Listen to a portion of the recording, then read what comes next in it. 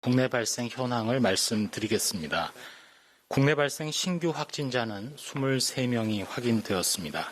해외 유입 사례는 11명입니다. 총 누적 확진자 수는 14,660명입니다. 신규로 격리 해제되신 분이 71명입니다. 현재 626명이 격리 중이고 위중증 환자는 15명이며 어제는 사망자가 발생하지 않았습니다. 국내 발생 현황을 지역별로 좀 더 상세히 말씀드리겠습니다. 먼저 서울입니다. 관악구 은천재활요양병원 관련해서 지난 8월 7일 개인 간병인이 확진된 후에 3명이 추가로 확진되어서 현재까지 총 4명의 환자가 발생하였습니다. 다음으로 경기도입니다. 고양시 반석교회와 관련해서 전일 대비 2명이 추가로 확진되었습니다. 교인 1명 그리고 남대문 시장의 상인 1명입니다. 현재까지 총 33명의 누적 확진자가 확인되었습니다. 남대문 시장의 상가 상인 중에 추가 환자가 발생함에 따라서 해당 지자체인 서울특별시에서는 남대문 시장에 선별진료소를 설치해서 노출자에 대한 검사를 시행하고 있습니다. 노출 추정 기간 중에 환자가 발생한 상가에 근무한 상인 및 방문한 분들은 코로나 의심 증상이 있을 경우 가까운 보건소나 선별진료소에서 검사를 받으시기를 당부드립니다. 좀 더 구체적으로는 지난 7월 30일부터 8월 8일 사이에 남대문 시장의 케네디 상가를 방문했다가 증상이 있으신 분, 또한 지난 8월 8일부터 8월 9일까지 남대문 시장의 중앙상가를 방문했다가 또는 상인과 접촉하셨다가 의심 증상이 있는 분들이 해당이 되겠습니다. 고양시의 기쁨 153 교회와 관련해서 전일 대비 격리 중인 1명이 추가 확진되어 총 22명의 확진자가 확인되었습니다.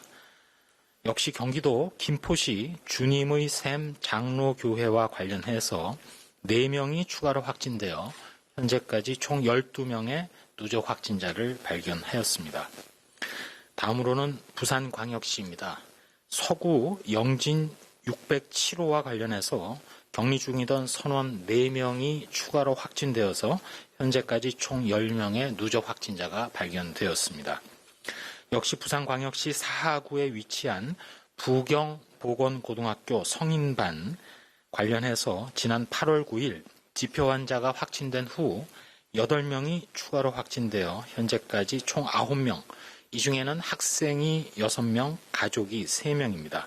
누적 확진자 9명을 발견하였고 현재 감염 경로, 접촉자에 대한 조사를 진행하고 있습니다.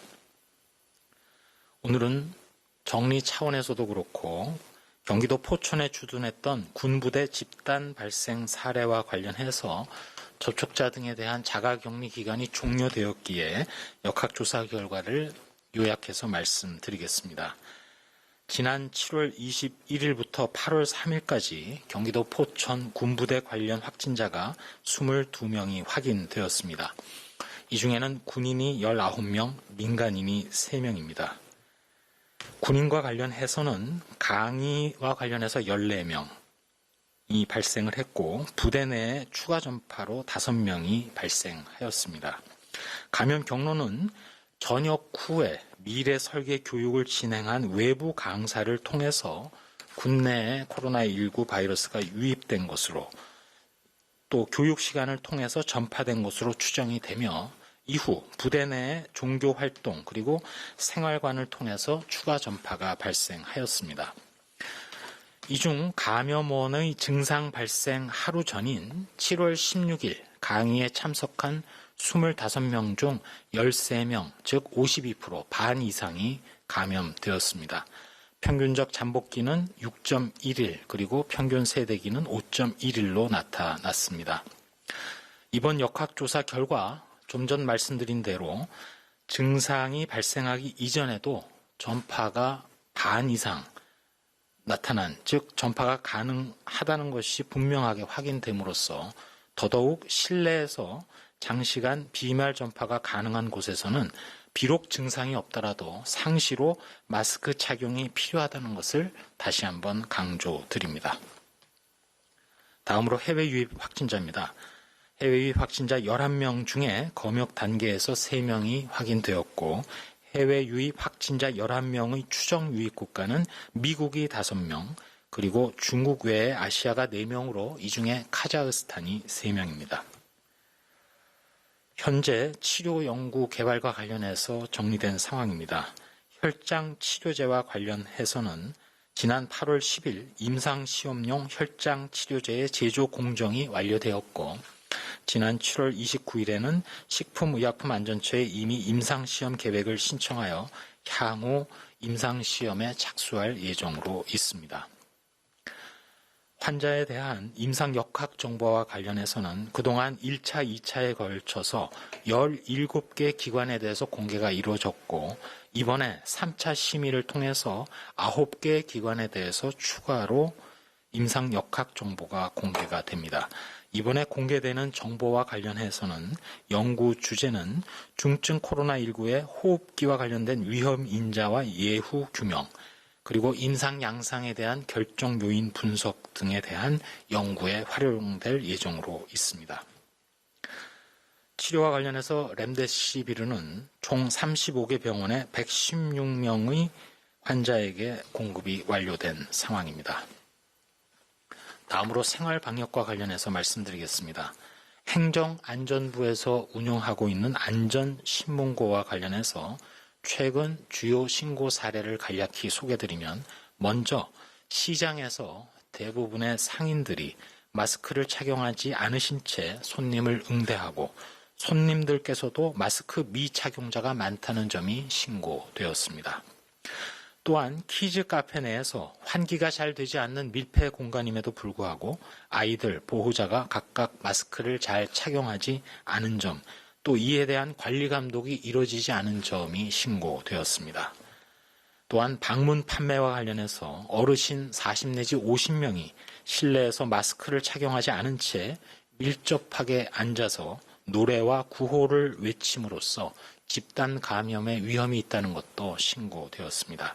이상 주요 신고 사례를 유의해 주시기 바랍니다.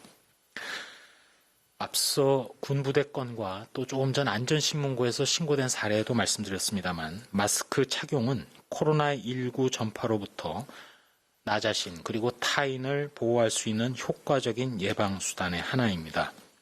시장, 카페 이용을 비롯해서 모든 일상생활에서 마스크 착용을 준수해 주시기 바랍니다.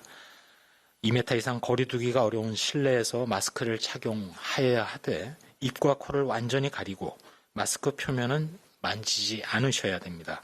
또한 마스크 착용 전후로 손 씻기를 하는 등 올바르게 사용해 주시기 바랍니다. 집중호우가 여전히 계속되고 있습니다.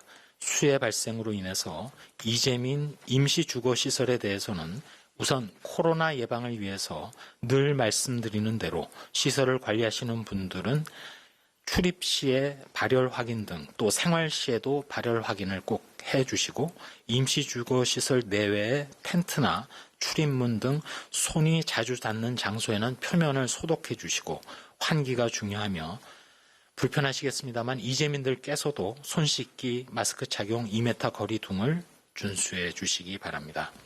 코로나19 외에도 각종 수인성 식품 매개성 감염병 그리고 유행성 눈병이나 피부병, 렙토스피라증 등 수해로 마음이 아프신 이재민들께 감염병도 피해를 일으킬 수 있기 때문에 항상 안전한 물, 충분히 가열된 음식물을 섭취해 주시고 작업 시에는 방수복, 장갑, 긴 장화 착용이 필요하며 오염된 물에 피부가 노출되었을 경우 반드시 깨끗한 물로 씻어내시되 조금이라도 발열 등의 의심 증상이 있으면 인근 의료기관에서 진료받으시기를 당부드립니다. 마지막으로 소규모 종교시설에서의 집단 감염 사례가 코로나19와 관련해서 계속되고 있어서 늘 강조드리는 대로 종교 행사 시 실내에서도 마스크 절대 벗으시면 안 되고 종교시설 내에서 공동 식사, 간식 제공 등은 아예 하지 않아 주시기 바랍니다. 종교 행사 전 후에 소모임도 자제해 주십시오. 마지막으로 브리핑과 관련해서 잠깐 말씀드리겠습니다. 집중호우로 인한 많은 희생자들이 발생하였습니다. 명복을 빌면서 유가족 분들께도 위로의 말씀을 전합니다. 수해로 인한 피해 복구가 한창인 오늘도 비가 내리고 있습니다. 이재민 분들 그리고 일상의 어려움을 겪고 계신 모든 분들께 위로의 말씀을 올리면서 건강에도 유의하시길 당부드립니다. 저희 방역당국에서는 이런 틈새에 코로나19의 확산도 증가하지 않을까 우려하고 있습니다. 코로나19는 무증상, 잠복기, 경증 전파에 더해서 어제도 발표드렸습니다만 바이러스 변이까지 발견되는 등 우리 일상을 여전히 위협하고 있고 언제 어떤 방식으로 피해를 크게 일으킬지 예측 불가 상황입니다. 그나마 상대적으로 중증 비율이 조금 낮고 치료제와 백신이 없는 지금도 거리두기나 마스크 등으로 생활 방역을 통해서 억제할 수 있다는 경험을 가진 것이 다행인 상황입니다. 귀중한 성과이자 교훈입니다. 마침 대중매체 등에서 방영되는 뉴스나 각종 영상에서 발열 체크 그리고 마스크 착용 장면을 자주 그리고 일상적으로 보게 됩니다. 이에 힘을 얻게 되고 솔직히 방역당국으로서는 안심을 하는 측면도 있습니다.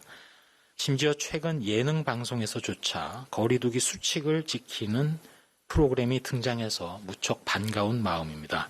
길거리 공연하는 프로그램에서는 관중이 거리를 두고 앉을 수 있게 넓게 좌석을 배치하고 휴가철에 사람이 붐비지 않는 한적한 자연 속에서 캠핑카 생활도 재미있게 비춰지는 것을 봅니다. 외부 활동은 줄이면서 집에서 건강하게 여름방학을 보내는 프로그램도 인상이 깊습니다. 국민들께서 실생활에서 사회적 거리두기를 이다지도 쉽게 이해하고 함께 실천하는 데 큰 도움을 줄 수 있다고 생각을 합니다. 좋은 생활 방역 사례를 심어주시고 확산해 주시는 방송 관계자분들께 깊이 감사드립니다. 일선 방역 요원들, 지자체, 저희 방역 당국자들은 촘촘하고 신속하게 추적 역학조사와 검사에 최선을 다하고 국민들께서 함께해 주시는 생활 방역이 탄탄하게 이루어진다면 설사 치료제나 백신이 없는 상황에서도 얼마든지 대응해 나갈 수 있을 것입니다. 최근 교회 소모임 등 집단 발생이 이어지고 있지만 지자체별로 강력하게 대응하고 있고 고위험 시설 점검에도 최선을 다하고 있습니다. 언제 어디서나 타인과 만날 때에는 마스크를 항상 착용해 주시길 부탁드리면서 실내외의 시설에 입장할 때에는 관리자가 요구하는 발열 체크, 명부 작성, 마스크 착용 등에도 적극적으로 협조해 주시기를 부탁 올립니다. 이상입니다.